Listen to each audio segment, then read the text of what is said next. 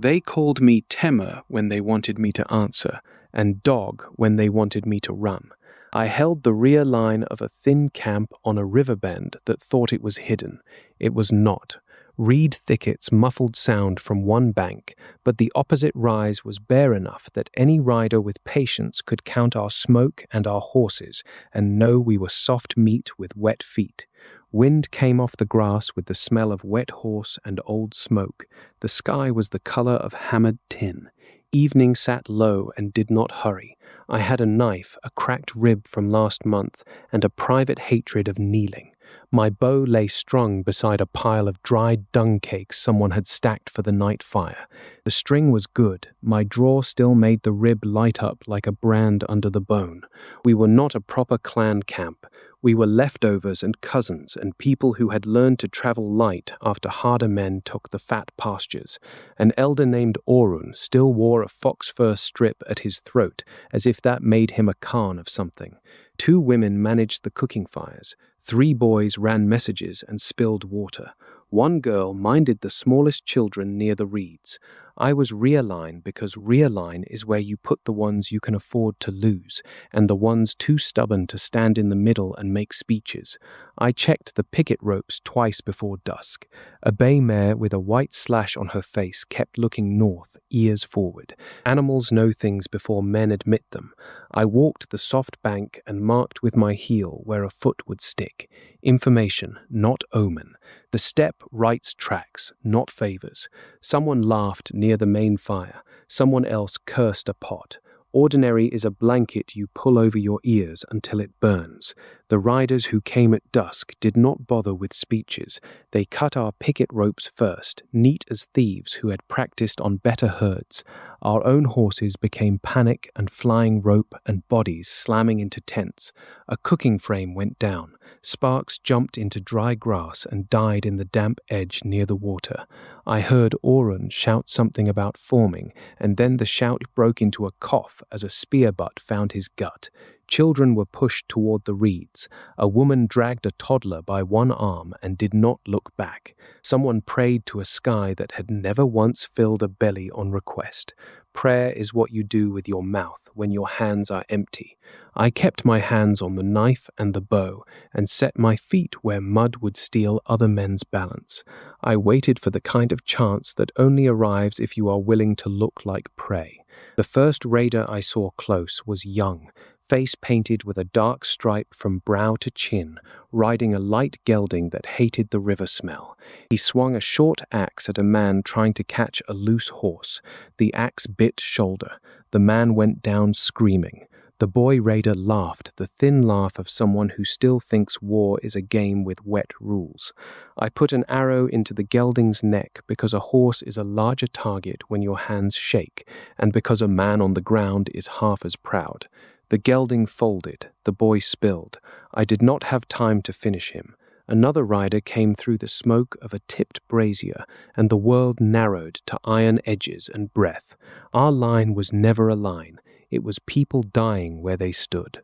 I backed toward the reed path to force anyone who wanted me into the soft ground I had marked.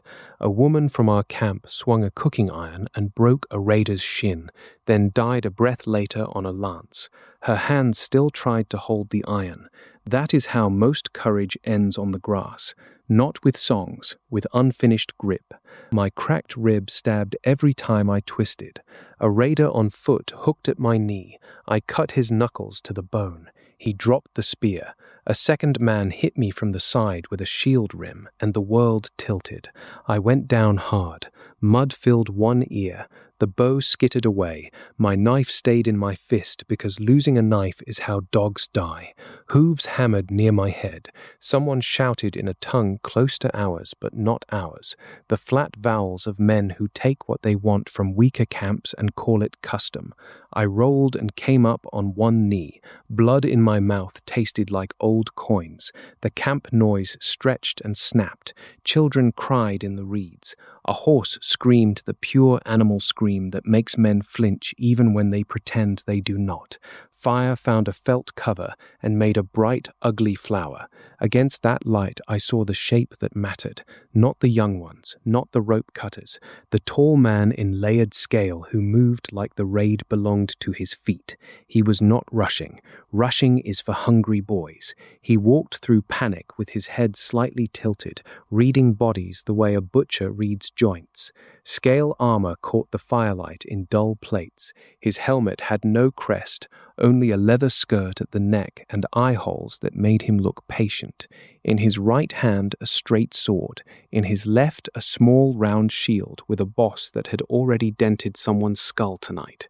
I could tell by the hair stuck to it. He laughed when he saw me on my knee. Not loud, a short sound, almost friendly, the sound of a man who has knocked down many dogs and expects the next one to stay down. I stayed down a half-breath longer than pride wanted. Pride gets you opened. I let him read me as finished. The mud under my left boot was the soft patch I had marked earlier. The stone near my right knee was the size of a fist, half buried, ugly, perfect. Grass remembers hooves. Mud remembers weight. Stones remember ankles. I breathed once through my nose and made myself small in the way that invites a finishing blow. The tall man stepped in with the clean pattern of someone who had finished this exact problem 100 times. Heel to knee, blade to throat, eyes already on the next body. His confidence was a tool. I intended to steal it.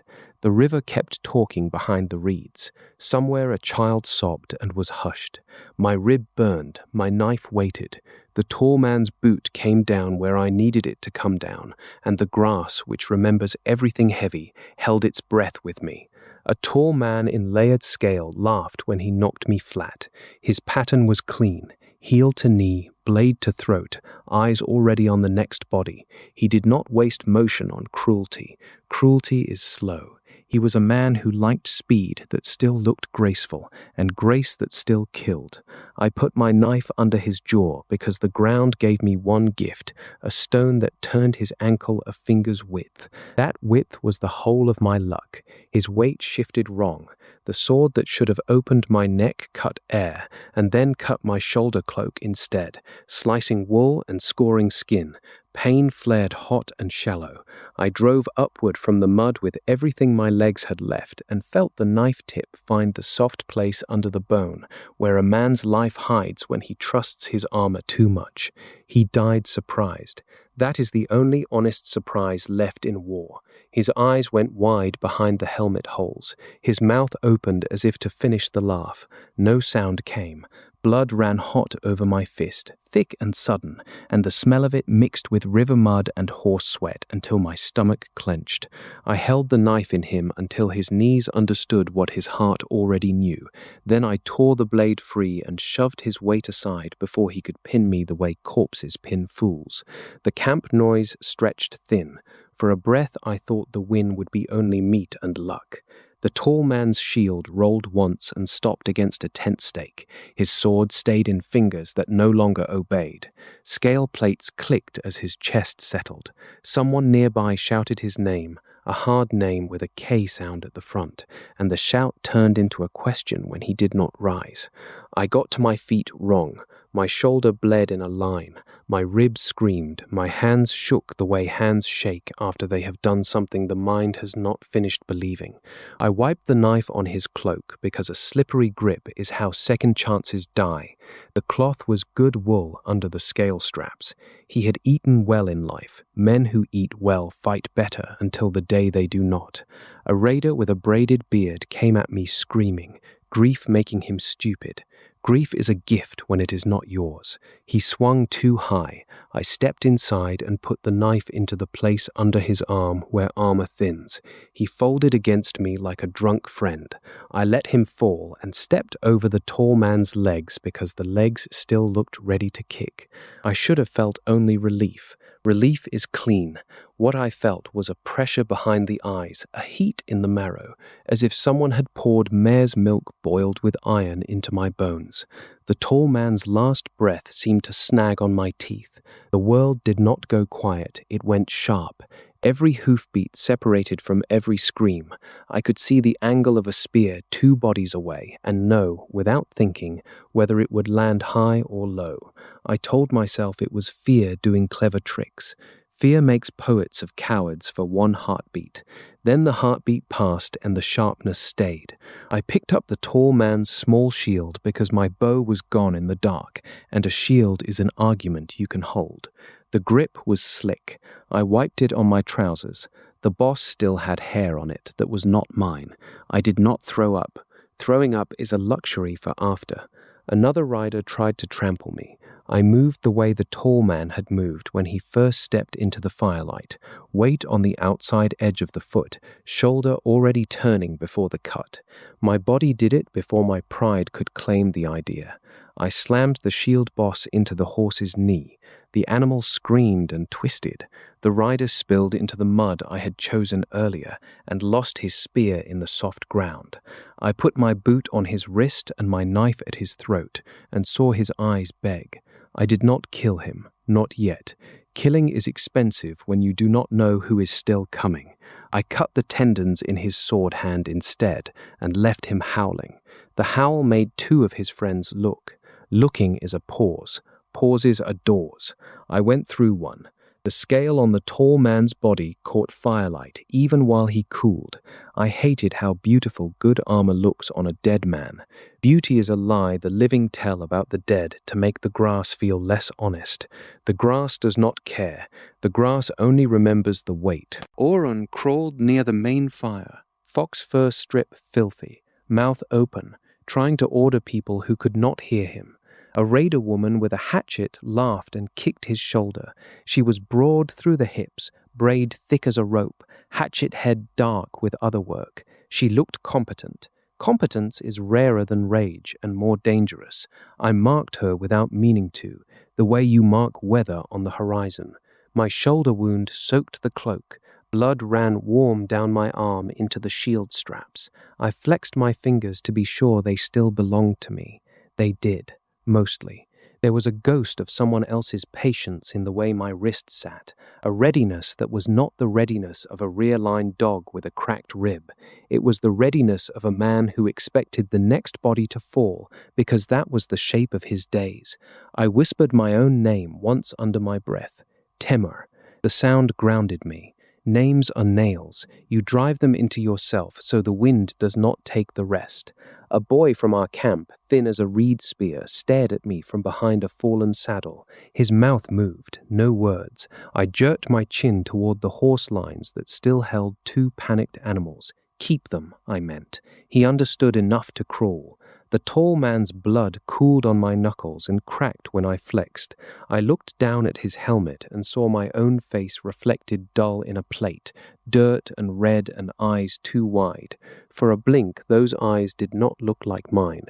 They looked like the eyes of a man who laughed before finishing dogs. I spat into the mud and tasted copper and river. Then the next raider came, and I raised the borrowed shield as if I had always known the exact height at which a hook spear loves to catch a throat. The sky did not open. The world did not applaud. Something in my blood opened instead. The dead man's balance poured into me like hot mare's milk.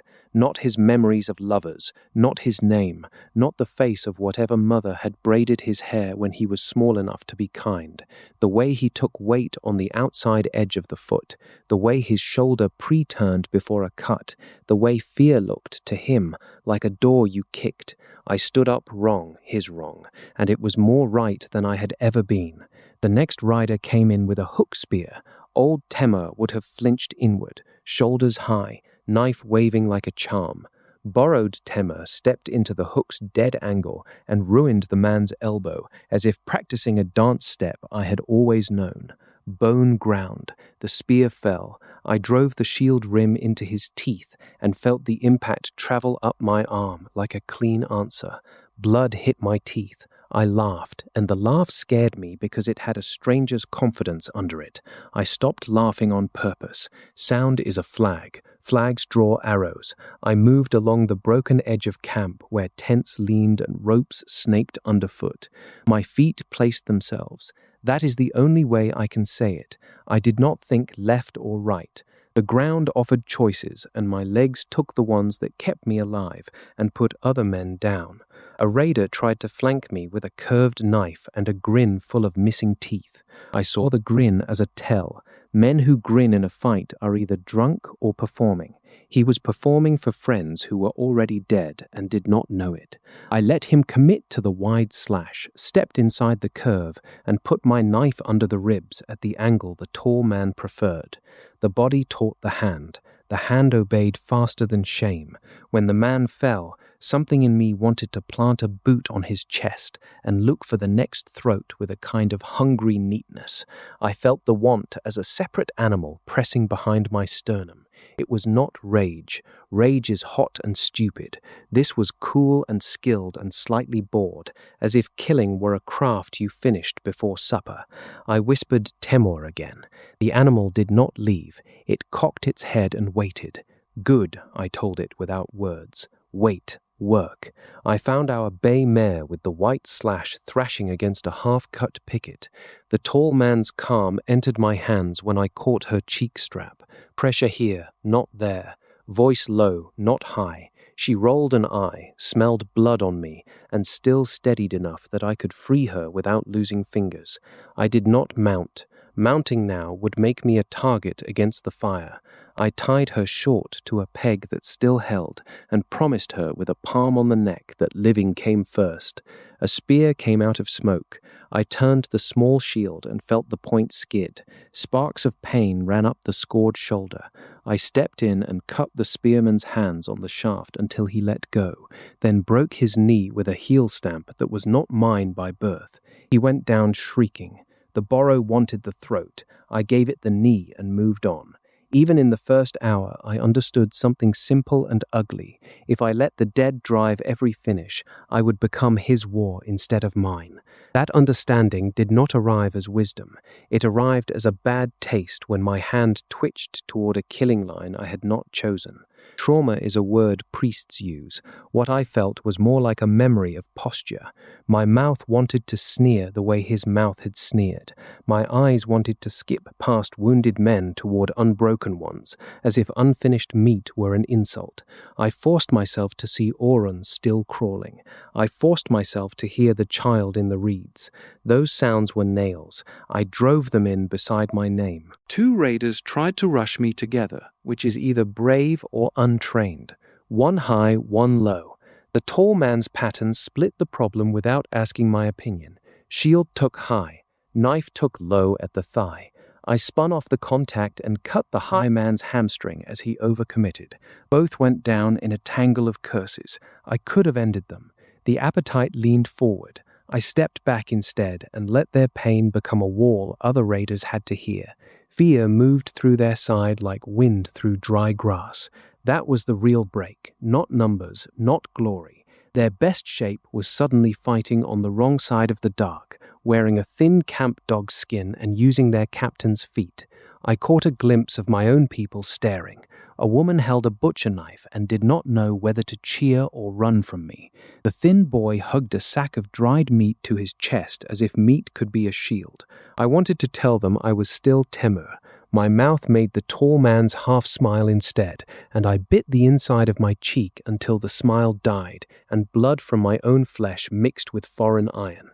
Pain helps. Pain is a border. The borrow did not give me endless strength. My lungs burned. My cracked rib was a knife of its own. The shoulder wound dripped steadily. What it gave was timing, angle, the cold knowledge of when a man is committed and cannot take the motion back. It gave me the tall man's contempt for hesitation. I had to spend effort, not to spend people the way he would have spent them. A raider on a grey horse tried to rally with a horn at his lips. I threw the tall man's sword, which I had not remembered picking up, and watched it tumble end over end into the grey's neck. The throw was ugly. The result was not. Horse and horn went down. The rally never became words. I stood in the middle of ruin and felt for one dizzy breath like a man wearing 2 bodies. Mine ached, his wanted. Between them was a narrow strip of will, no wider than a knife edge. I balanced on it because falling either way meant death, just different flavors. The hook spear man I had ruined earlier tried to crawl away. I let him. Mercy was not kindness. Mercy was me proving the hands were still mine. The borrow hissed like water on fat. I ignored it and turned toward the hatchet woman with the thick braid, who had stopped laughing and started calculating. She looked at the tall man's body. She looked at me. Calculation is respect without love. She raised the hatchet and came to see what kind of dog steals a captain's skin. I did not become an army. Not yet. I became a problem. Where our line had been a string of victims, I moved along it as the borrowed killer's instinct used my bones. The hatchet woman came fast, low to the ground, braid swinging like a second weapon. She feinted at my wounded shoulder and turned the blade toward my knee. Smart. She had watched me favor the rib side. Watching is how the living stay living. I gave her the shoulder as bait and took the hatchet on the small shield. Wood cracked. My arm went numb to the elbow. She was strong in the hips, the kind of strong that comes from real work, not just riding. The borrow wanted me to step through and open her throat on the backswing. I saw the line as clearly as a painted road. I smashed her weapon hand instead. The hatchet spun into mud. She screamed, raw and furious, fingers bent wrong. Worth more alive, I told myself, and also told the dead man riding my nerves. A screaming enemy is a banner of failure for her own side. A corpse is quiet and teaches less. She tried to draw a knife left-handed. I kicked her knee sideways and left her in the mud, cursing my mother, my horse, and the sky. Fair curses, I had earned them. The raid's shape changed in the space of 10 breaths. Men who had been cutting ropes and grabbing sacks looked for their captain and found a body in scale with a dark throat. Men who had been laughing found 2 of their own holding ruined arms and making sounds that did not belong in victory. Panic is a herd animal. Once 2 run, 5 run. Once 5 run, the rest invent reasons. I did not chase the runners into the dark grass. Chasing is how thin camps die stupid after they almost live. I held the center near the fire and made myself the ugly fact they would have to pass to finish the job.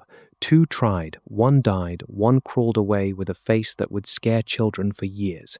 The rest chose distance. A boy from my camp stared at me as if I had put on a demon's coat.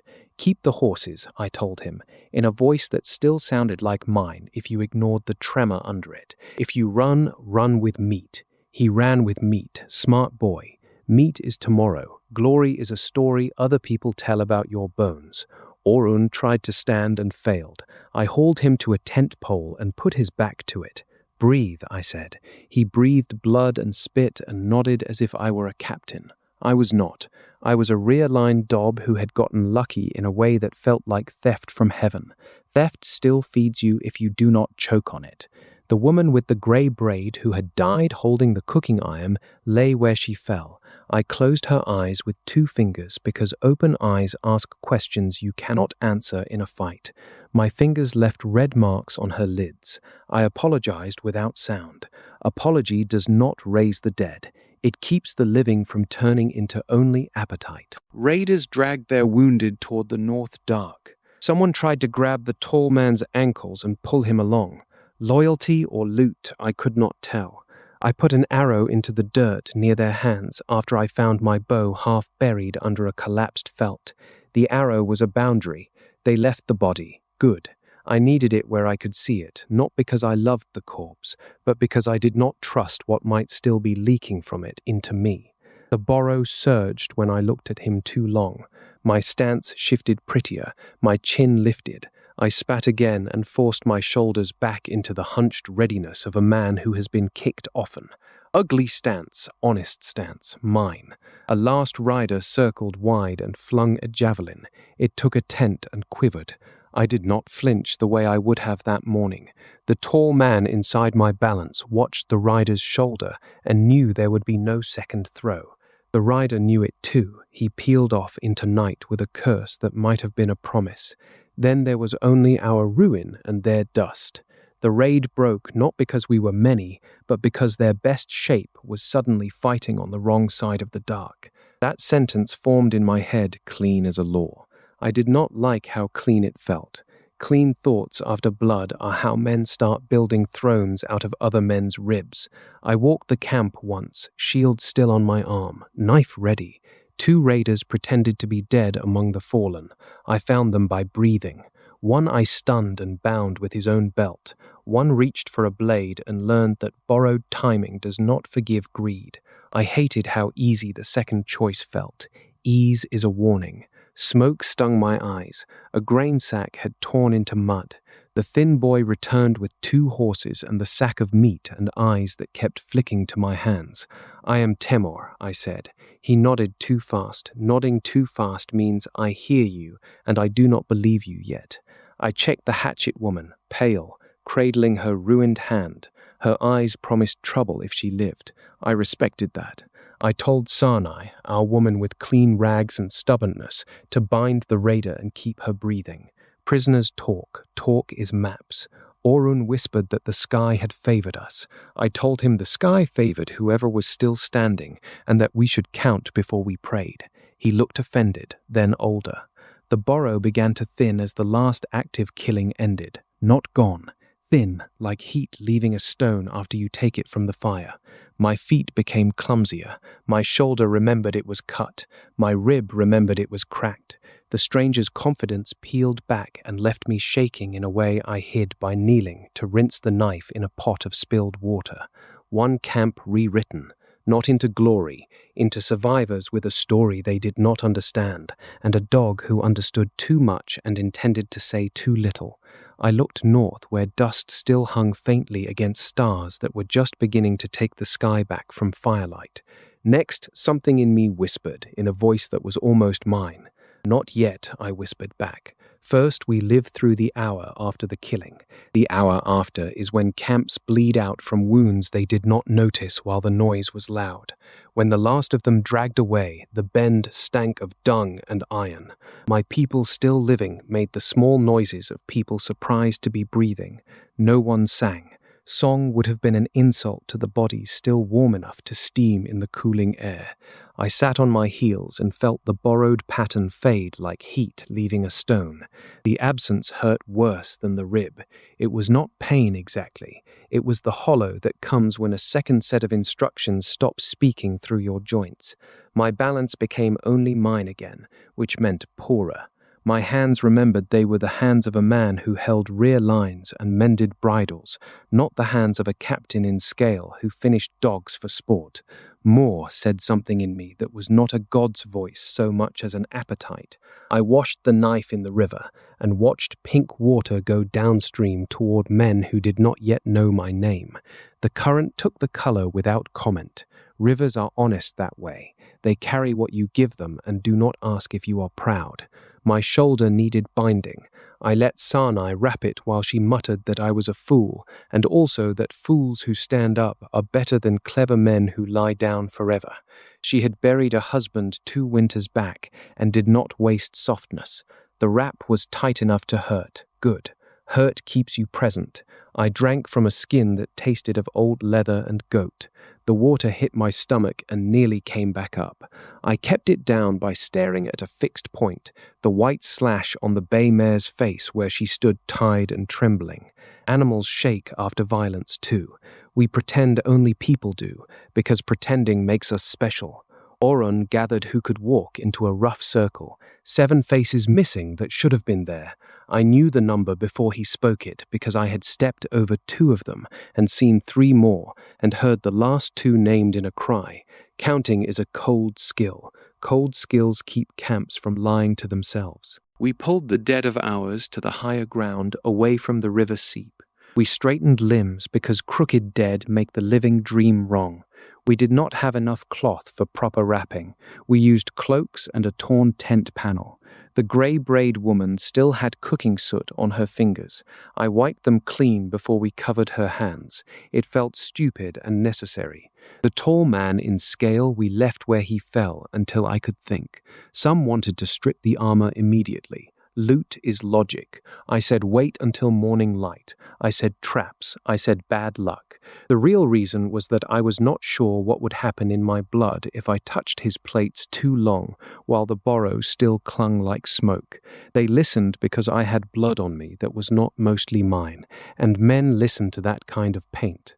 The bound raiders we kept near the fire under watch. The hatchet woman spat when she saw me and called me corpse thief in her dialect, close enough to ours that the insult landed clean. I almost smiled. Insults that true are rare. Sarnai set her broken hand as best she could and gave her enough bitter root to blur the edges of the world. The woman with the braid glared through the blur and memorized my face. Fine. Faces are free. I walked the picket line and reset ropes with fingers that fumbled more now that the tall man was less inside them. Twice I tied a knot his way, neat and mean, then untied it and tied it mine. Small refusals matter. They are practice for larger ones. I stood with my palm on the bay mare's neck and let her pulse count until mine slowed. Sleep did not come easy. Every time my eyes closed, I felt his shoulder pre-turn in mine. Once I jerked awake with my hand shaped for a throat cut and found only blanket. Naran slept nearby with his meat sack as a pillow. I watched the dark until my eyes burned. More, the appetite said again. I saw strong men of the steppe as cloaks on a rack. The image disgusted me and made my mouth water. I bit my tongue. Before dawn, I checked bindings, horses, and the horizon for return dust. None yet. Raiders who break ugly come back meaner, or ride far enough to pretend. Light would tell us. When grey finally lifted the edges of the world, I went to the tall man's body with Orun and two others. We stripped the scale carefully. The plates were well kept. The leather underlay smelled of his sweat and something herbal, a rub against saddle sores, human. That helped. Monsters are easier to wear if you forget they pissed and ate and cursed cold mornings like anyone else. I needed him human so I would not worship the skin. Under the armor, his chest was marked with old scars, pale rivers, a man who had survived enough to collect them. Worthy, the appetite named him, and I did not argue with the word, even while I argued with the hunger behind it. We buried our own as deep as tired arms allowed, and piled stones against dogs and worse. For the raider dead, we made a shallower courtesy and turned our faces away.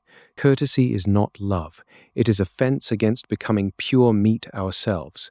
I sat again on my heels after the last stone and felt empty in the places the borrow had filled. Empty and alive. Alive was enough for one morning. But empty does not stay quiet. It asks for the next weight. I looked at my knife, clean now, edge nicked from bone, and understood the shape of the road ahead without liking it. If the world required payment in other people's endings to fill this hollow, then every horizon held both threat and wardrobe.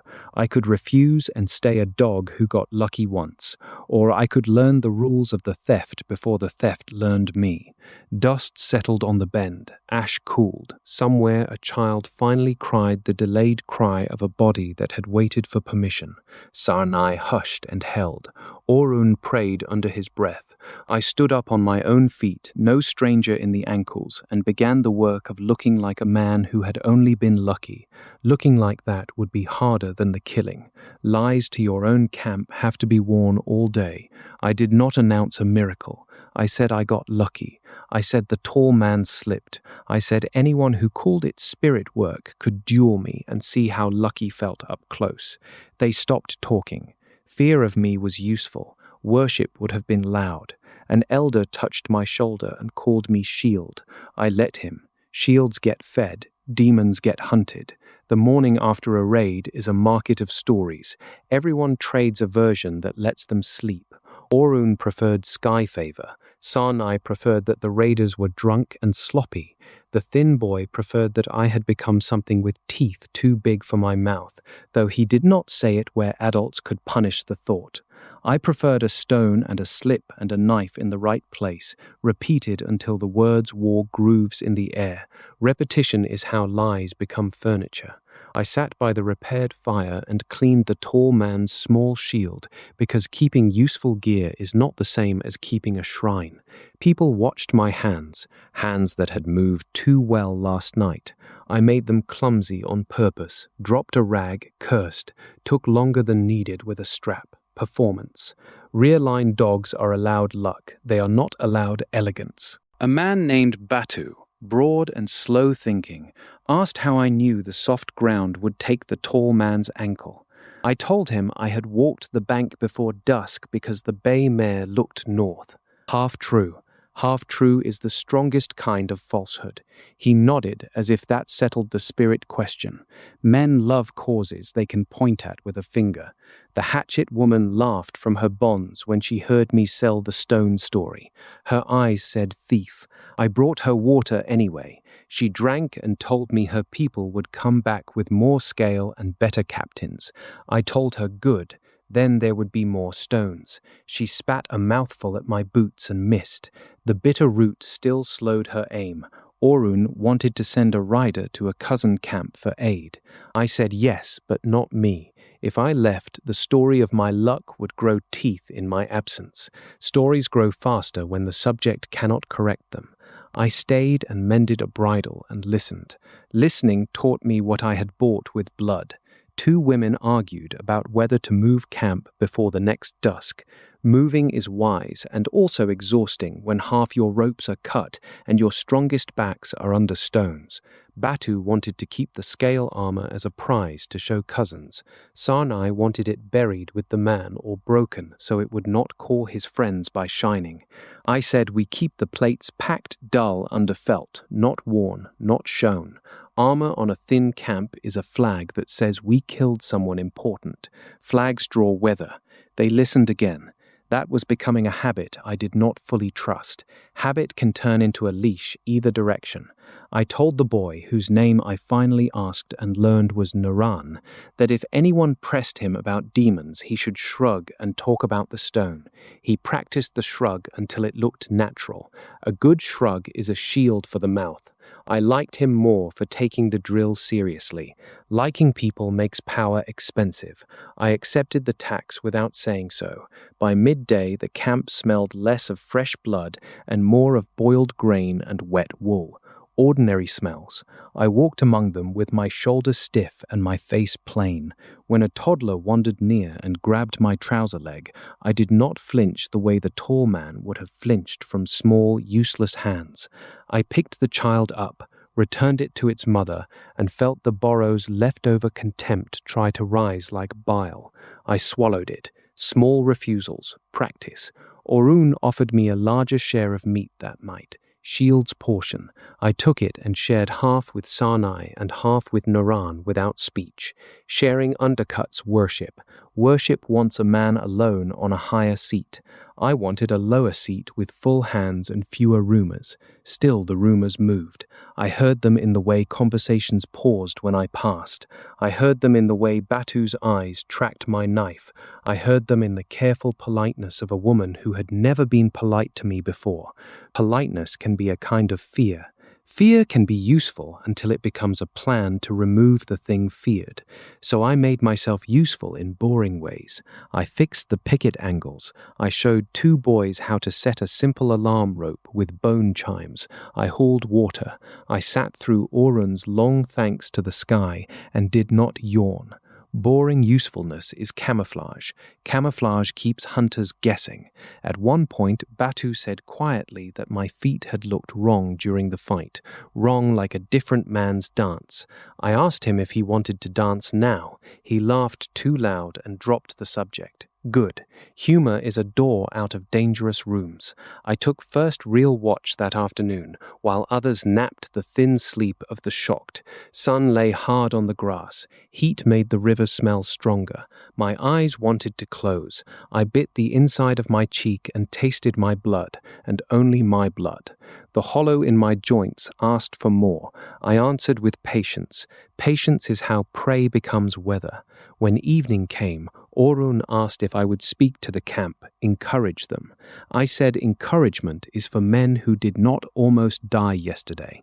What we need is ropes, water, and someone always looking north. He frowned, then admitted that was better counsel than pretty words.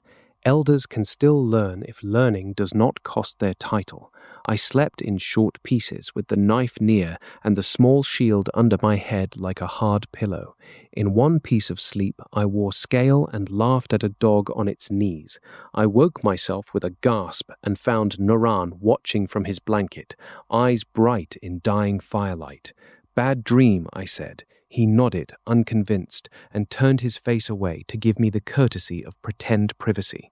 I stared at the dark and sold myself the same story I had sold them. Lucky, stone, slip, knife under the sail. The appetite coiled and did not believe a word. That night I walked the grass alone and tried to call the borrow without a corpse. Nothing came. Good. It meant the world still required payment in other people's endings. I went far enough that campfire light became a coin on the dark, small and easy to lose. The river sound faded to a suggestion. Wind moved the seed heads in long whispers. My boots found old tracks from the raid, gouges and crescent marks, a place where a horse had fallen and risen. The grass was already trying to stand again. Grass is stubborn. I respected that more than most prayers. I stood with my knife bare and spoke under my breath like a fool bargaining with empty air. "Come, Phil, show me the foot edge again." The night offered crickets and a distant fox bark. My balance stayed mine, which is to say imperfect, tired, honest. The hollow in my marrow ached like a pulled tooth. I wanted the heat back the way a drunk wants the first cup, with shame already waiting behind the want. I looked at my knife and saw a ladder, not out of cruelty first, out of the plain power truth. If every strong death could become my skin for a while, then the Steppe's champions were not only threats, they were wardrobe. The word wardrobe disgusted me and fit too well. I turned it over like a suspicious coin.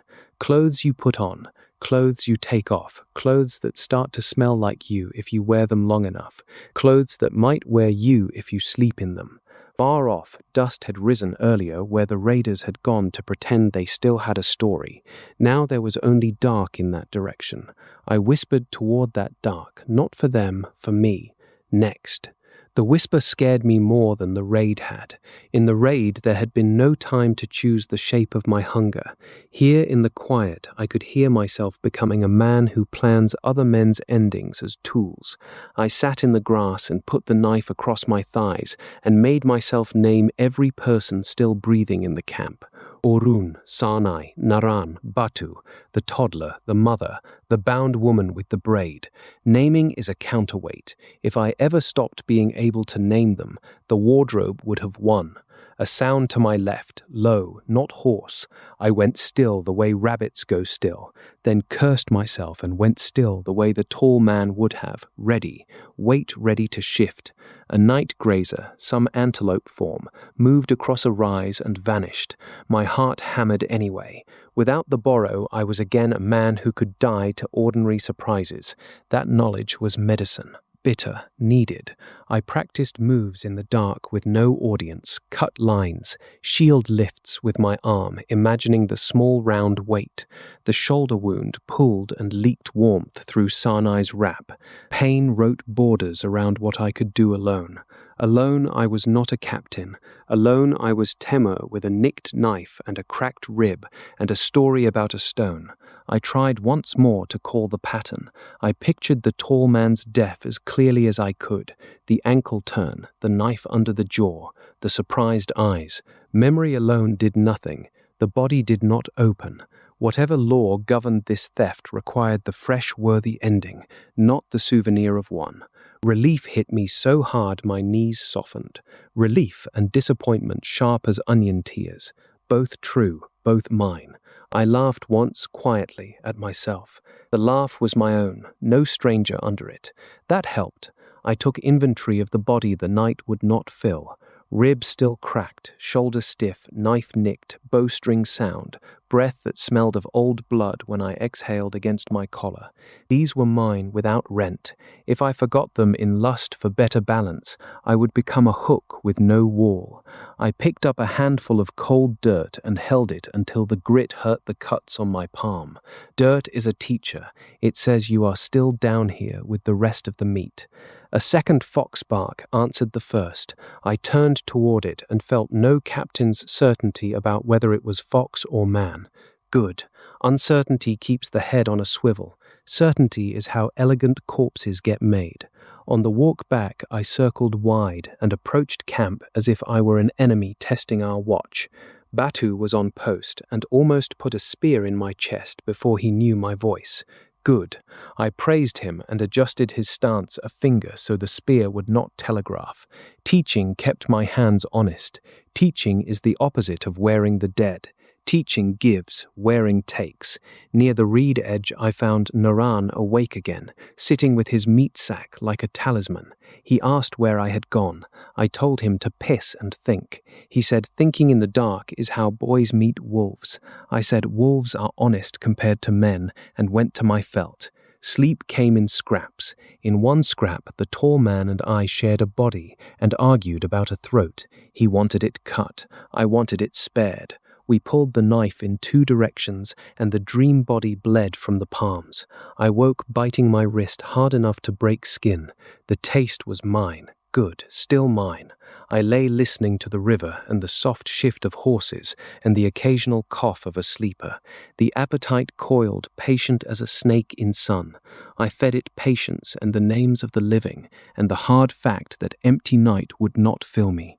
Payment required, choice required, rules required, even if I had to carve them into habit without wood or witnesses. Before grey light I rose and checked the bound raiders. The hatchet woman slept the ugly sleep of pain. The man with the ruined sword hand watched me with wet eyes. I gave him water. He asked why. I told him dead men teach less than live ones who want a morning. He did not thank me. I did not need thanks. I stood at the edge of camp and watched the horizon bruise toward day. Grass remembered hooves. I remembered the hollow. Between memory and grass was the road I would walk, whether I named it cursed or lucky. Next, I thought again, softer, and this time I added conditions. Worthy, chosen, mine to stop. The night grass kept my secrets. That is the only kindness empty land offers, and it is not small. At dawn, I caught a loose mare with the tall man's calm hands and my own hunger, not the bay with the white slash, a raider's animal left behind in the break. Dark coat, strong quarters, eyes rimmed white with leftover fear. She had dragged a cut rein and stood blowing near the reed water, sides heaving, suspicious of every human shape. I approached without the borrow hot in me. The first try failed. She shied, splashed, nearly tore the remaining rein through my palm. I cursed and tasted failure like iron. Then, as if memory were a muscle, a fragment of the tall man's horse sense surfaced. Not full fire, a coal. Pressure points of trust in horseflesh. Where to stand so you are not a lion. Where to touch so you are weather, not threat. How to breathe so your breath does not say hunt. I used it carefully, the way you use a borrowed coat in rain, knowing it is not yours to keep. She steadied. I got the rein. I did not mount until she took a grain handful from Sarnai's stash and chewed like ordinary life might still exist. When I did mount, the world looked wider. I rode a circle around camp and felt how the dead man had watched horizons, wider, colder, useful. His eyes in my habits skipped past friendly faces and hunted edges, folds in land, places a second force might wait. I saw a depression to the east that could hide 10 riders. I saw how our smoke column wrote our exact place for anyone with a brain. I saw the river bend as a trap as much as a shield. Orun waved as if I were already a scout captain. I did not wave back. Waving is for men who are not busy stealing another man's way of seeing. The mare moved well under me. She had been trained by someone who liked quick turns and sudden stops, raider schooling. I put her through a figure that tested my seat. For a stretch, the coal of borrow flared, and my hips knew her better than my own history knew any horse. We cut clean lines in wet grass. Naran watched with his mouth open. Batu muttered something like spirit. I barked at him to fix a rope and made my posture uglier on purpose. When the pattern slipped, I almost lost the bit and my seat. One moment the mare and I were a single argument. The next I was a tired man with a cracked rib on a half-wild animal who remembered she did not love me. She crow-hopped. My wounded shoulder flared white. I grabbed mane, lost a stirrup, and only stayed on because pride is a kind of glue. The lesson landed hard in the ribs. Borrowed greatness is rented. Pay again or fall. I laughed under my breath so no one would think I was dying, then walked her down with hands that were only mine. Sweat ran into the shoulder wrap. Sanai yelled that if I opened her work, she would sew my mouth shut next. I believed her. I rode out farther alone, not far enough to be stupid, far enough to read tracks. The raider's line went north and then bent, not straight flight. A bend means thought. Thought means they might still be a problem with a new shape. I marked the bend in my mind against the morning sun and turned back before my absence became its own story. On the return, I let the mare pick her path and tested whether any coal remained. A flicker when I imagined the tall man's death again. Weaker, fading. By the time camp smoke rose clear ahead, my hands on the rein were purely Temur, which meant competent enough for a thin camp and not enough for the wars I could now smell on the wind. I stripped the mare, checked her legs, rubbed her down with dry grass. Care is not softness. Care is how you keep a weapon alive. She lipped my sleeve and I let her. The tall man, I suspected, would have seen that as waste. His contempt brushed me and passed. I stayed with the animal until her breathing eased. Batu asked if I would keep her as prize. I said she keeps herself if she chooses to eat our grain and not kick our boys. He frowned at the lack of claim language. Men like flags on living things. I liked a horse that might run if I became the wrong kind of rider. A little mutual threat keeps relationships honest. I used the ride's clearer eyes to reset pickets. 2 stakes moved. 1 alarm rope raised. A dung fire banked to smoke less by day. Small changes, the kind that do not look like miracle and still keep throats closed. Orun praised the sky again. I praised the mare's ears, which had told me more than prayer or mourning. Naran asked me to teach him the turn that had looked so clean before I nearly fell. I taught him the ugly version, the one that works when no dead captain lives in your hips. He practiced until he sweated. I corrected his heel and did not mention the coal that had made me look wiser than I was. Teaching without the borrow was slower and better. It belonged to us. By noon, the rented sense was gone entirely. The hollow returned, polite and endless. I drank, ate, checked the prisoners, and felt the mare's rein still ghosted in my fingers like a question. Would I chase another worthy death to ride like that again? I did not answer out loud. The steppe does not need your speeches. It needs your next track. I spent an hour after that on unborrowed work, cleaned hooves, checked withers for heat, taught Naran how to feel a tendon for wrong swelling. My hands were slower than Karan's coal had been, and more patient. The mare accepted slow. Animals often prefer honest clumsiness to stolen brilliance that vanishes mid-ride.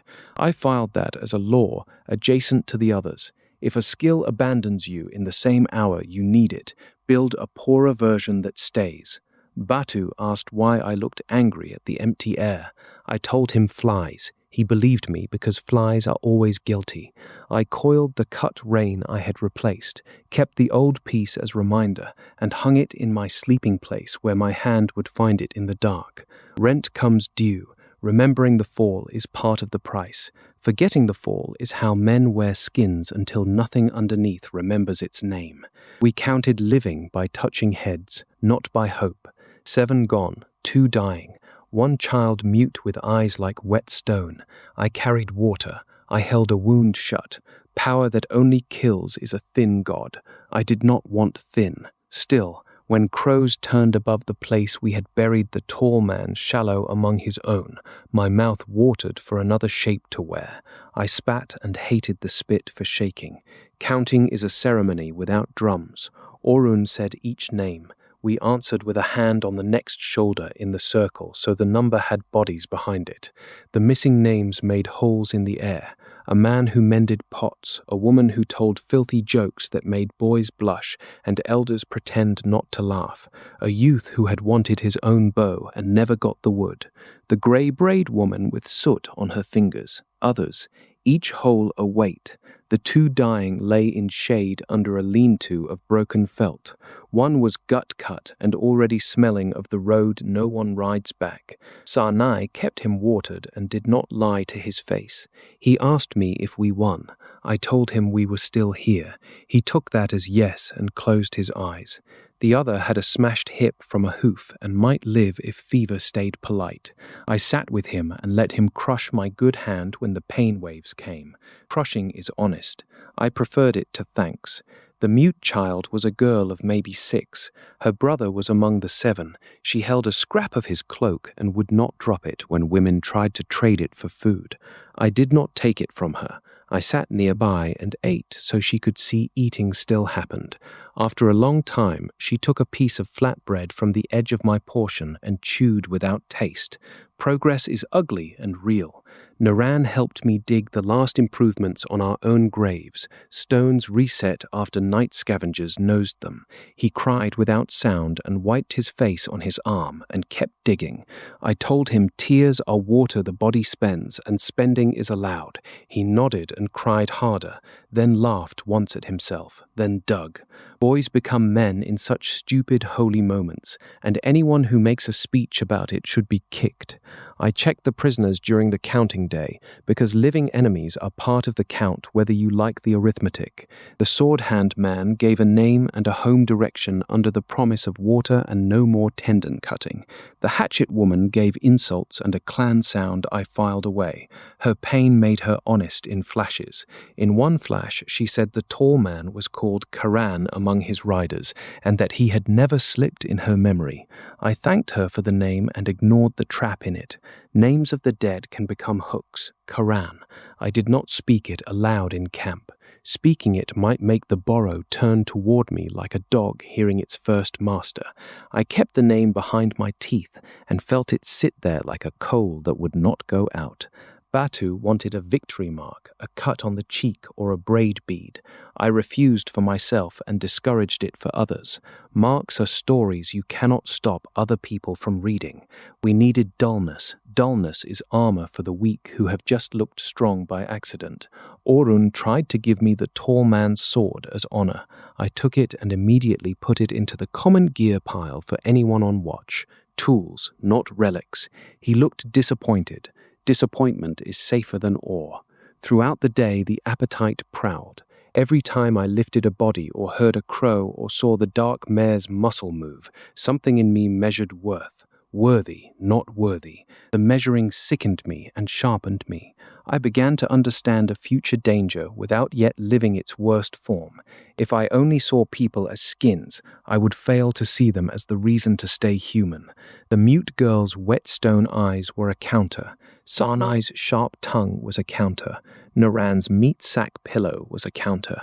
I collected counters the way other men collect loot. Near evening, the gut-cut man died. We added him to the stones. The count of living dropped again, and the circle felt smaller. No one asked me to make a pretty lie. I was grateful. Pretty lies after death are how you breed soft fools for the next raid. I walked the edge at dusk and watched crows argue over something small in the grass. My mouth watered. I forced myself to chew dried meat until the water became ordinary hunger. Ordinary hunger is allowed. The other kind must be leashed, or it will count your own camp as wardrobe when times get lean. That thought landed cold. I stopped walking. Could the borrow take from ally death? The series of my bones said no, with a kind of moral nausea at the idea. A locked door. Relief loosened my knees. A rule I had not written still held. Good. Laws that arrive without your arrogance are stronger than laws you carve to look wise. I returned to the fire and sat shoulder to shoulder with Batu, though he smelled of fear sweat when I came close. I stayed until his shoulders eased. Presence is a kind of counting too. You count yourself among them so they can count you back. Night came. The mute girl slept against her mother's side, cloak scrap under her cheek. The hip-smashed man moaned and then quieted under root and exhaustion. Prisoners breathed. Horses shifted. I lay down full of names and holes and a hollow that still said more. I answered it with the only prayer I trust. Keep me able to carry water tomorrow. Keep me able to hold a wound shut. If I must wear the dead, let me remain expensive to the part of me that only wants to open throats. Sleep took me like a thrown blanket, heavy and sudden. I did not dream of Karen. I dreamed of stones, and under the stones, living hands still warm, and my own hands choosing which to uncover. I woke before I chose wrong. That was enough victory for one counting day. The raiders' tracks later bent toward the tribute road, where empire carts rolled like patient insults. I found the bend on a second morning ride, alone on the dark mare with a water skin, a knife, a strung bow, and a story for camp that I was hunting stray goats. Goats make good cover. Everyone understands goats. The grass there grew shorter, grazed by herds that belonged to men who paid in grain and metal to larger powers, so larger powers would not burn them this season. Empire is a weather system with clerks. Even out here you feel it in the way certain trails stay wide and certain markers get reset after storms. Stone piles with sticks, notches on lone posts, the language of people who believe maps can tame grass. If I followed the raider dust far enough, I might find Karan's remaining riders licking wounds. If I angled east of their line, I might find the tribute road itself and the kind of men who ride it, disciplined, fed, armored in styles that were not scale like his, but layered cloth and plate and orders. Better patterns maybe, cleaner feet, skills shaped by drill instead of only raid. If I stayed, I might keep my camp alive one more week. I chose follow at dusk and stay at dawn, a split intention that hurt more than a clean choice. Split intentions are how men fall between two horses. I knew that and still split myself because both hungers were true.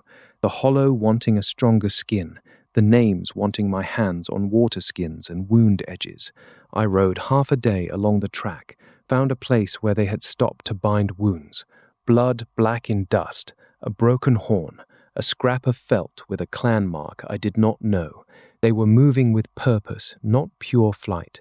Purpose toward the road might mean desperation, a plan to hit soft tribute and refill pride, or it might mean selling information about a thin camp that suddenly bit back. Either way, the road was a mouth that swallowed stories and spit out soldiers. At a rise, I saw far dust that was not theirs, heavier, straighter, cart dust, empire. Even the cloud looked organized. My mouth watered. I hated it and rode nearer anyway, careful as a thief, using folds of land the way Karan's eyes had taught my habits. The coal was gone, but memory of method remained, thinner, still useful. Intelligence and preparation, not only stolen grace. That mattered. If the borrow ever failed me, I would need the man underneath to be more than a hook for skins. I did not charge the column. I am not a myth in my own head yet. I watched from a thicket of low brush that smelled of dust and insect resin. 6 carts, oxen, drivers with cracked lips, a screen of riders in dull, lacquered armor, spears upright, bored the way professionals get bored between disasters. One officer rode slightly apart, back straight, head turning on a schedule. His pattern was visible even at distance. Economy, rhythm, the absence of wasted swagger. Worthy, the appetite whispered. Not today, I whispered back. Today I had a camp that still believed I was only lucky, and a shoulder that still leaked when I drew a bow too far, and a law forming in me that said, do not take what you cannot control in the hour you take it. A scout peeled from the screen and angled toward my thicket without knowing why, just doing a clean sweep. Professional, young enough to be thorough, mounted on a light horse with neat tack, spear carried right, eyes moving right. I had a choice that tasted like the night grass choice. Hide and let him pass. Kill and risk the column's attention. Capture and learn. I chose a fourth thing. I moved downwind, let him pass the thicket, and followed his loop until a fold put him alone for 20 breaths. Then I showed myself as a lost herder with empty hands high, and a limp I did not have to fake much thanks to the rib. His spear dropped to line. He challenged in a tongue I half knew from traders. I answered with goat words and pointed wrong directions and looked stupid. Stupid is a cloak. He came closer to push me along. Close is a door. I will not pretend it was fair. Fair is for men with armies. I took his spear hand with both of mine, broke his balance with a hip the way Karen's Cole had once shown me, and put him down without opening his throat. He fought well from the ground, neat hips, fast feet. I ate a knee to the thigh and saw white. Then I had his spear and he had my knife near a place that ends arguments. He stopped, breathing hard, eyes furious and afraid. I asked questions in broken trade speech, road destination, guard count, whether they had heard of a raid broken on a river bend. He spat blood and said enough that I learned the column was real tribute, not bait, and that news of our bend had not reached them yet. Time is a gift. I took it. I did not kill him. Killing him might wake the Borrow on a pattern I wanted, and also might wake the column on a missing scout they would count by evening. I stripped his spear tip, cut his reins, hobbled his horse loose enough to free itself in an hour, and left him tied with his own sash in shade with water at his lips. He called me a dog. I accepted the old name and vanished into grass folds before his voice could grow legs. Riding back hard, I felt no new skin settle into me. Mercy had costs. The Hollow complained. I told it that living scouts teach maps and dead scouts teach only the column's anger. The Hollow did not care. I did. Camp came into view near last light. Smoke thin, no panic dust. I rode in with 2 rabbits I had taken on the return, so the goat story had meat on it. Sanai took the rabbits without praise and said my face looked like a man who had seen a larger fire. I told her the world is full of larger fires and we should keep our powder of grain dry. She snorted. Snorts are love among hard people. I did not tell them about the tribute road yet. Knowledge is a weapon that cuts the hand that waves it too early. I filed the officer's posture, the scout's footwork, the bend of raider tracks, and the fact that empire dust rolls patient as insult. Soon, the appetite said. Soon is not now, I said, and went to reset a picket stake with hands that wanted a different work. On the 3rd dawn, I took the dark mare and followed a thinner track that split from the raider line like a frayed thread. Stragglers make mistakes. Mistakes make maps. Sometimes they make skins.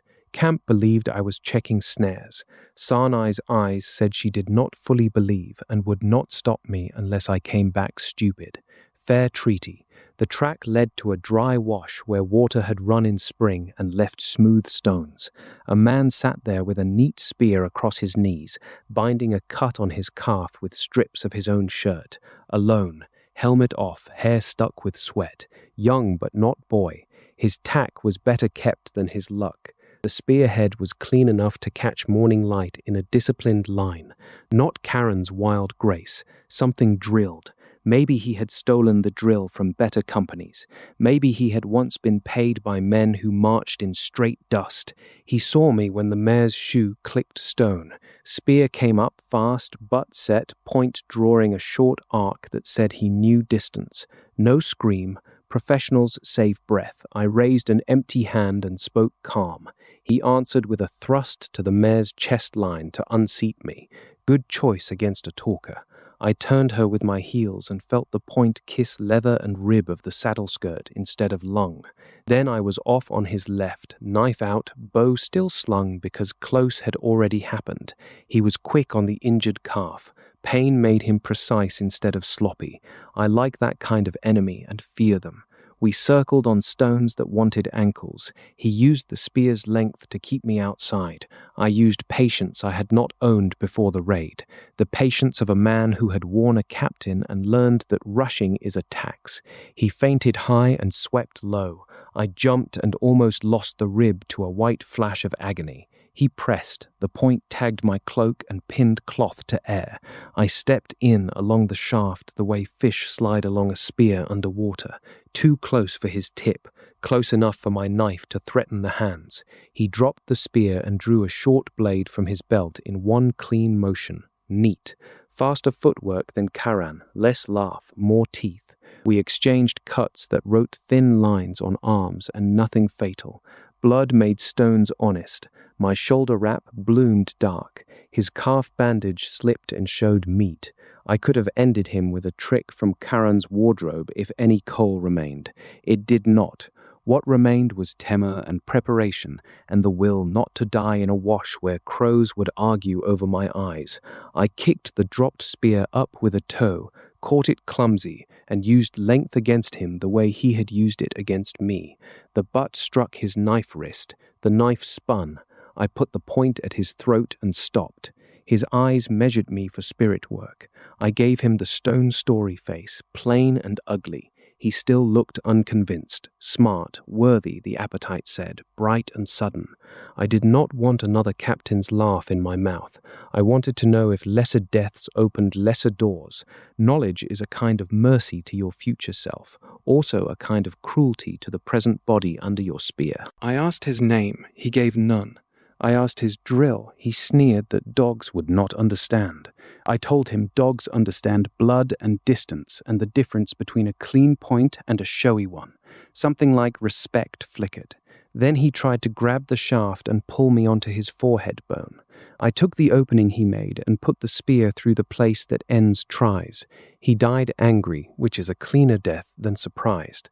I held the shaft until the shake left the wood. The wash went quiet except for the mare's blowing and my own wet breath.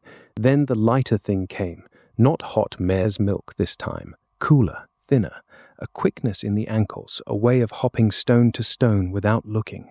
The spear's balance settled into my palms as if I had drilled the form on cold mornings under a shouting sergeant I had never met. Fast footwork, less laugh, a preference for the thrust that conserves energy over the cut that spends it. I staggered, laughed once in a voice that was almost mine, and bit my cheek until the laugh shaped back into Temur. Trauma bleed hinted itself as a twitch. My eyes wanted to measure the mare as a tool first and living second. I put my forehead to her neck on purpose and breathed hoarse until the twitch passed. Hint, not drowning. I filed the warning. Later chapters of my life would teach the full lesson in blood I did not yet want to spend.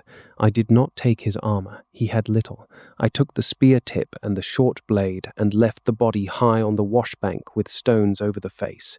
Courtesy fence again. Then I rode hard for camp with a story about a snare and a lonely wolf and a need to rewrap my shoulder. On the ride, the light borrow stayed long enough to correct my seat and show me how to hold a spear across the saddle without banging the mare's shoulder on every stride. Useful, small. When it began to fade, I did not cling. Clinging feels like the first step into being worn. I returned before midday. Naran saw the new spear tip and said nothing where others heard. Good boy. I put the tip into common gear and kept the short blade under my felt. Tools, not relics. That afternoon I used the fading footwork to walk our picket line and adjust angles I had missed with only my old eyes. Then the quickness left and my ankles became ordinary, and the hollow asked for more with a polite, endless hunger. 2 skins now known, one heavy, one light, both rented, both paid in endings, both trying in small ways to finish their old wars through the set of my mouth. I set my mouth plain and carried water to the hip-smashed man and did not tell him I had opened another door in a dry wash while he fought fever. Some truths feed, some truths only feed the part of you that counts people as wardrobe. I fed the first kind and starved the second as best a hungry man can. First law. Only worthy deaths open the wardrobe. Butchering the weak gave nothing but stains. I learned that without testing it on a person. The knowledge sat in me after the wash like a taste. A rabbit I snared on the return stayed only meat. No pattern, no footwork. The borrow is not a prize for every kill. It is a door that opens for strength that could have killed you if the angles fell otherwise. That limit was a mercy. Without it, I would become a butcher counting chickens as champions and lose myself in thin blood. Second law, do not let a skin finish its old feuds with my hands. Karan had wanted throats finished. The spearman had wanted neat endings and no wasted talk. Both wants still knocked behind my teeth at odd hours. When Batu argued with Orun over grain, I felt Karan's sneer rise toward Batu's thick neck. I walked away and stacked dung cakes until the sneer starved. When a bound raider laughed at our thin soup, the spearman's cold thrust line twitched in my shoulder. I put the bowl down and left the tent before my arm became someone else's sentence. Third law. Never tell the camp the truth in words they can repeat to an enemy. The stone story stayed. Luck stayed. Anyone pressing spirit work got an offer to duel and see. Fear of my knife closed mouths better than theology. Theology attracts priests. Priests attract rulers. Rulers attract cages. I preferred the leash of my own rules to the leash of another man's sacred explanation. I carved the laws into habit, not wood. Wood can be stolen. Habit must be burned out of you, and I intended to be hard to burn. There were smaller laws under the three, still wet, still forming. Do not stack skins until you can take one off. I did not yet know how stacking felt, only that the idea of two full patterns arguing in one pair of hips made my stomach cold. Do not borrow in front of open eyes if you can help it. Spectacle is a second enemy. Do not chase worth so far that the names in camp become quieter than the hollow. That last one I wrote twice in my mind. Soft men die. Empty men kill their own and call it destiny. I tested the first law's edge by remembering the Empire scout I had left tied. Worthy enough, maybe. Left alive, the hollow had complained. I still approved the choice. A law that cannot survive a practical exception is a sermon, not a tool. Tools flex, sermons snap and cut you. Sanai found me speaking under my breath while mending a rein and asked if I was praying. I told her I was counting knots. She said knots and prayers are the same if they hold. I almost told her the truth then, because tired hands want witnesses. I showed her a better hitch instead. She learned it in 3 tries and flicked my ear for wasting daylight. The flick was a counter better than any law. Painful, present, hers. Naran asked what makes a man worthy. Dangerous question. I said a man worthy of fear while he lives, not a man easy to pity when he falls.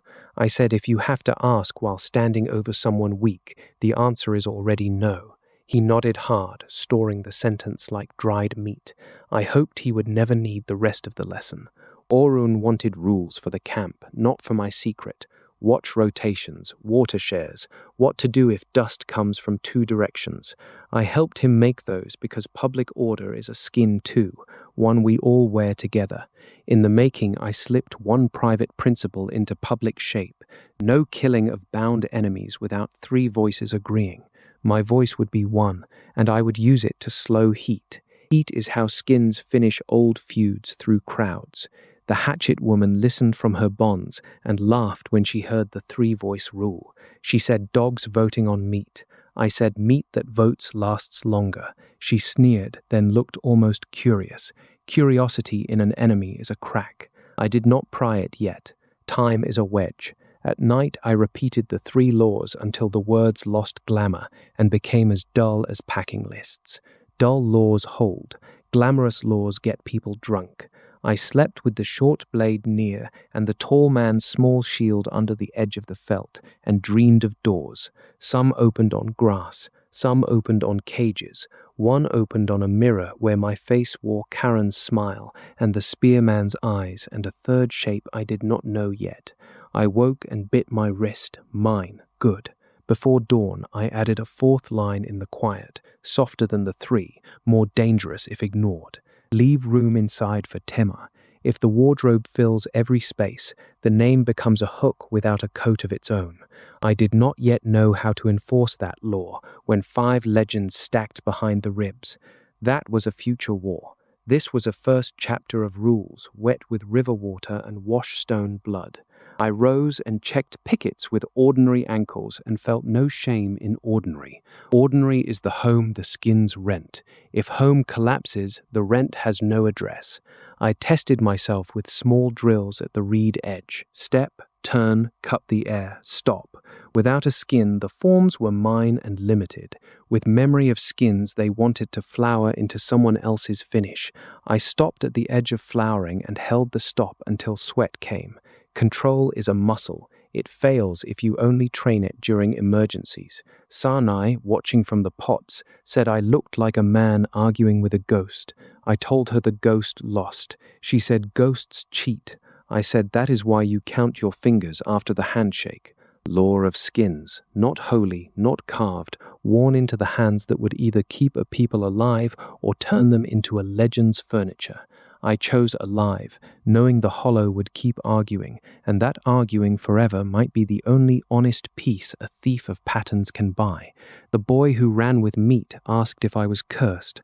I told him yes, and that curses that keep you fed are called luck until priests arrive. He laughed too hard. I liked him. Liking people makes power expensive. I accepted the tax.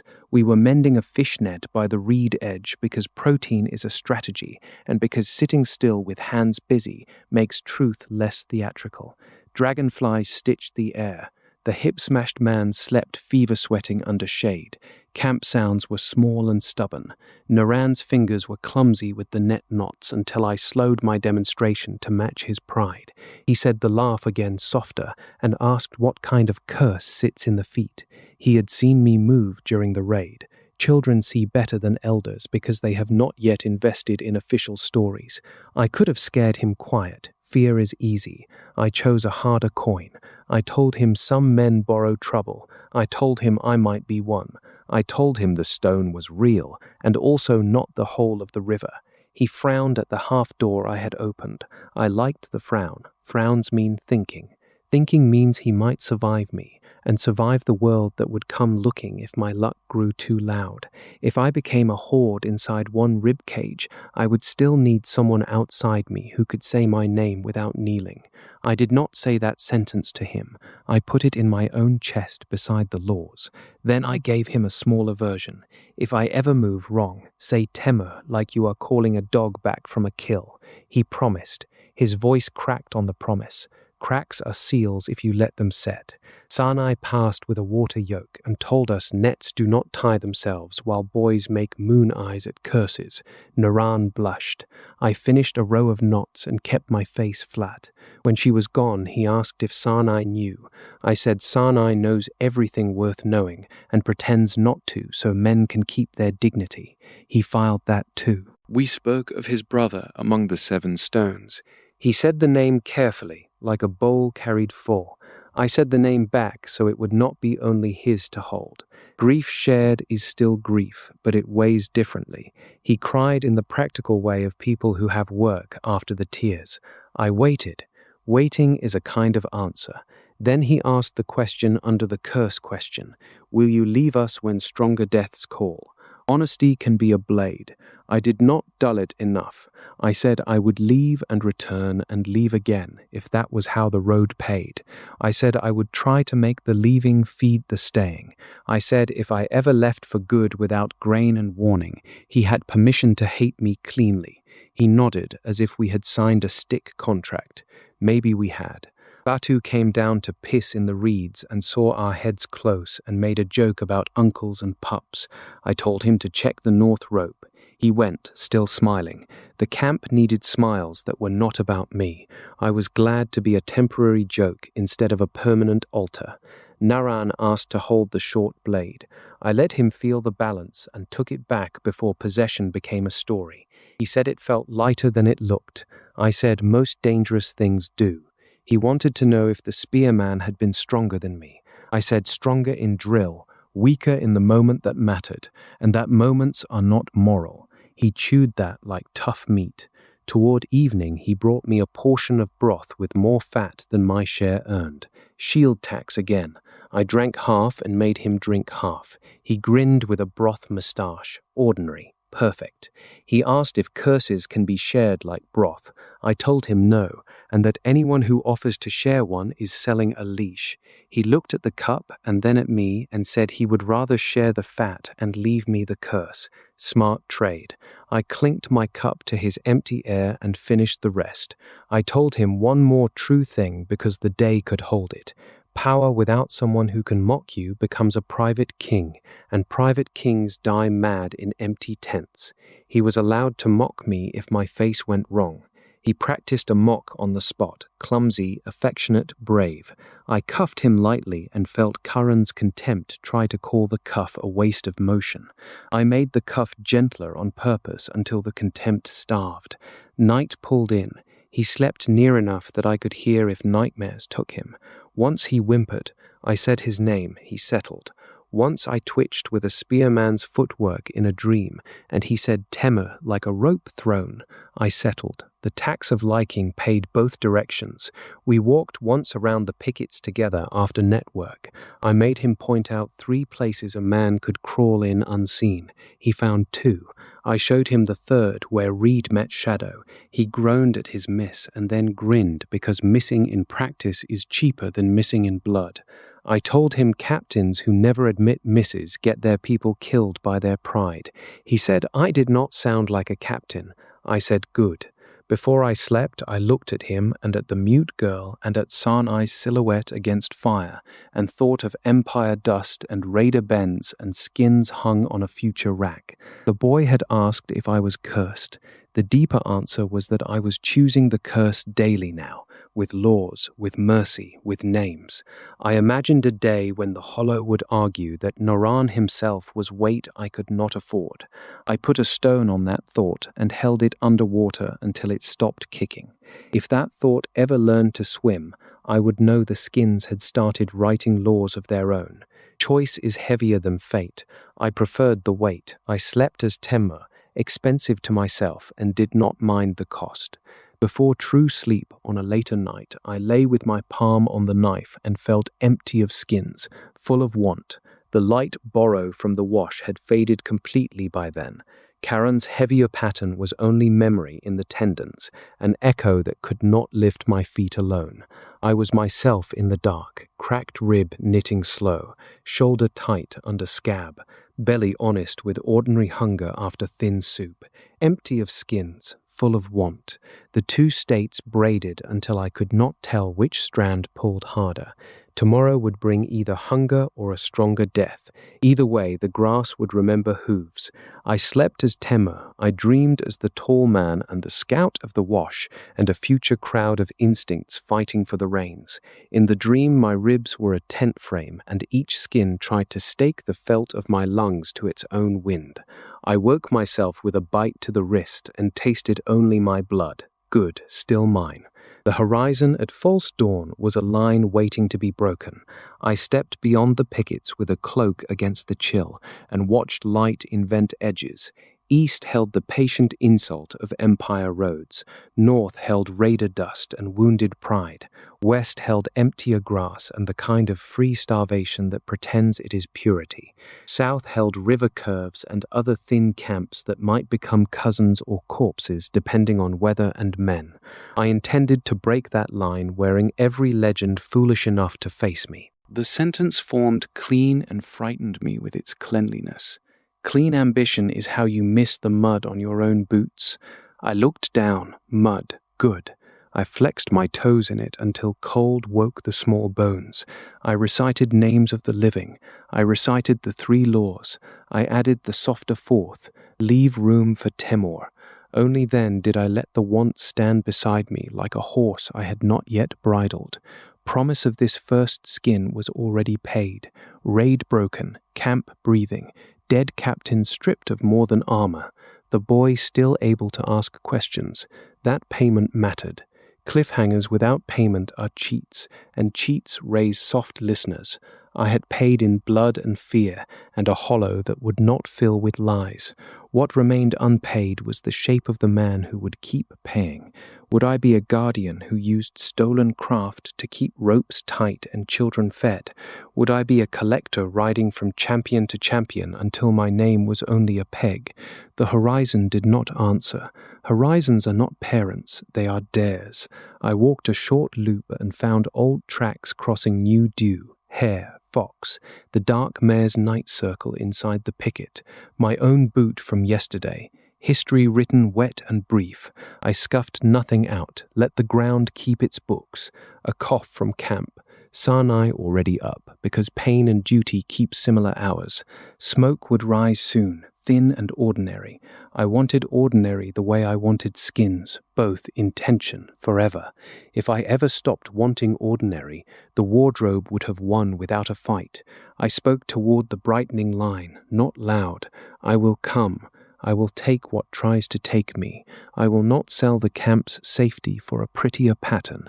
If those oaths break each other, I will choose the names over the hollow and pay the ache. The light did not bless me.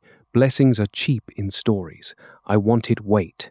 The wind gave weight, cool and clean, smelling of water and distant dung fires from people I had never met. Somewhere out there, a better fighter than Karan was oiling a blade. Somewhere, a woman with an iron rein might be laughing at a joke I would not understand until we tried to kill each other. Somewhere, Empire drilled neat spears into boys who would grow into officers with backs like rods. Wardrobe, threat, road. I turned back to camp before the sun cleared the grass enough to make my standing figure a signal. On the way, I passed the stone pile of our dead and rested 2 fingers on a top rock. Not prayer, contact.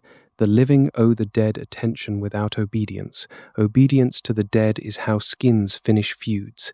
Attention is how you remember why you fought. Naran lifted his head as I came in.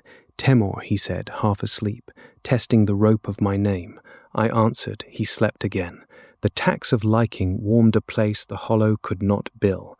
I lay down for a last thin sleep with the knife under my palm, and the horizon still pulled tight behind my eyes like a bowstring. Promise paid, road open, want leashed to laws and names. I pressed the bite mark on my wrist until it stung.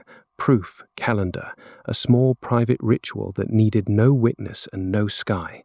If a morning ever came when I could not feel my own blood as mine, I would know the wardrobe had closed from the inside. When true morning came, I would mend and watch and lie about stones. When the next worthy death arrived, I would decide again. Deciding again is the only everlasting oath. I thought of roads I could already smell without living them, a horse archer captain worth a running fight, a pattern that might bite my own people through my hands if I got careless, tribute columns, nights when one skin would not be enough, a war leader with an iron rein who might deserve refusal as much as taking. I did not claim those stories yet.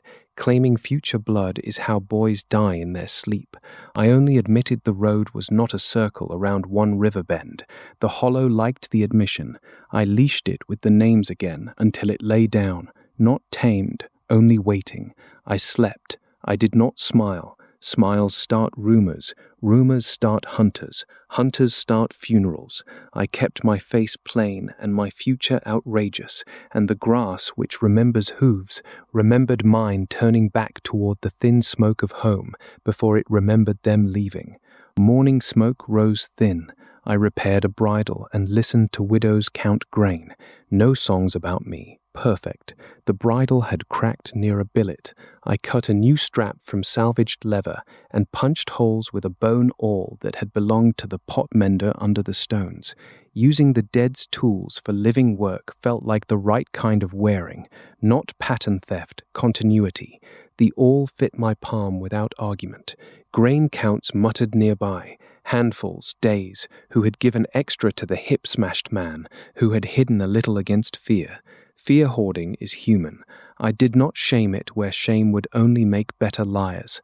I fixed the bridle and kept my ears open. When a rider asked how the tall man fell, I shrugged and pointed at the stone that had turned an ankle. People love simple causes. Simple causes let them stack wood and boil millet without staring too long at my feet. The rider was a cousin from a half-day south, come to see if rumor had meat. Orun fed him soup and story. I fed him the stone and a look that ended follow-up questions. He left with a promise of a sack of barley if we sent a person to carry it. Barley is better than fame. Under the shrug, the appetite coiled, patient as a snake in sun. I fed it patience. Patience is how prey becomes weather. Sanai changed my shoulder wrap and sniffed the scab like a skeptical hound. Clean enough, she said. Do not ride stupid for 3 days. I did not promise. She pinched my ear. I deserved it. The hip-smashed man took thin broth and cursed with enough strength that Sanai called him promising. The mute girl hummed a broken tune without words. Progress. The hatchet woman watched everything and said nothing for once. Silence from her was heavier than insults. I checked her bonds and left water. Batu wanted to wear a piece of scale on his chest for the cousin to see.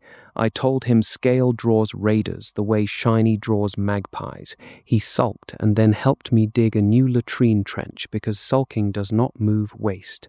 Work cured him. Work cures many ugly moods if you let it. Midday heat flattened the grass smell into something dusty and sweet.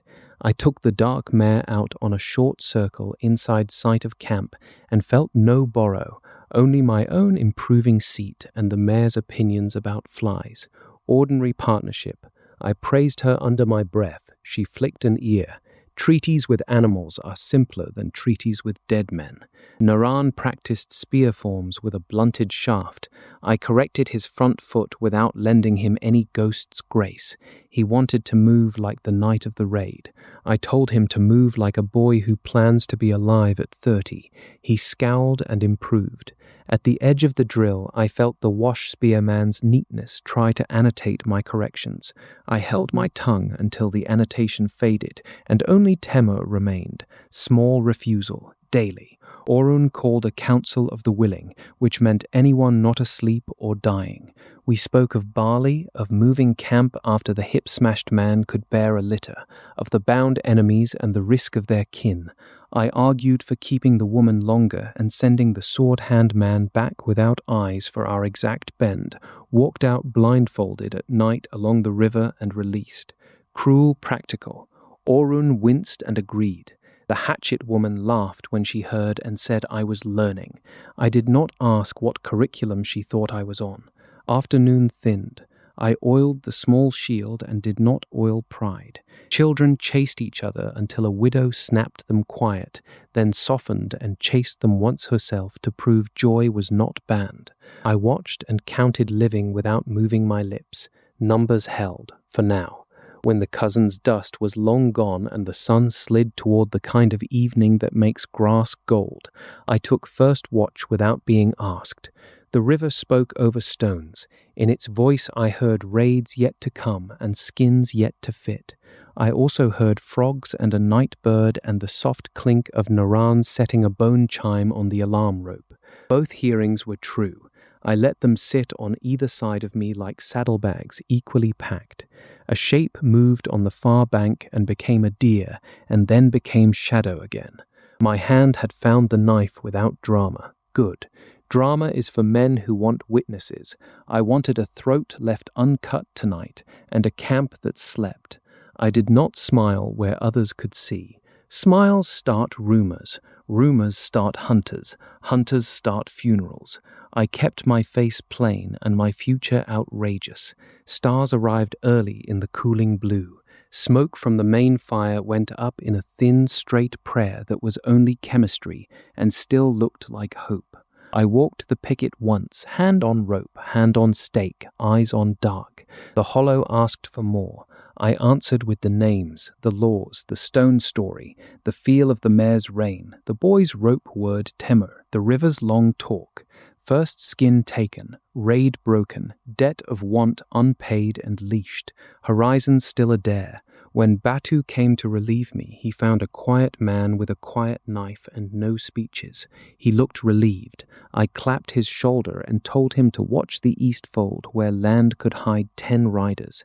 He straightened, proud to be trusted with a specific fear. Specific fears keep men sharper than general doom.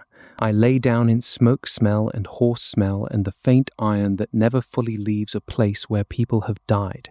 Sleep came easier than on the night of the counting. Not peace, something like a truce with my own appetite. In the last moment before dark took me, I saw, behind my lids, a road of dust and a line of legends waiting with foolish confidence. I did not reach for them yet. I reached for the bridle I had repaired, mind fingers checking the new strap, and for the thin, quiet smoke of a camp that still did not sing my name. Perfect. Tomorrow the grass would remember new hooves. Tonight it remembered hours at rest, and I let rest be a kind of victory no skin could counterfeit.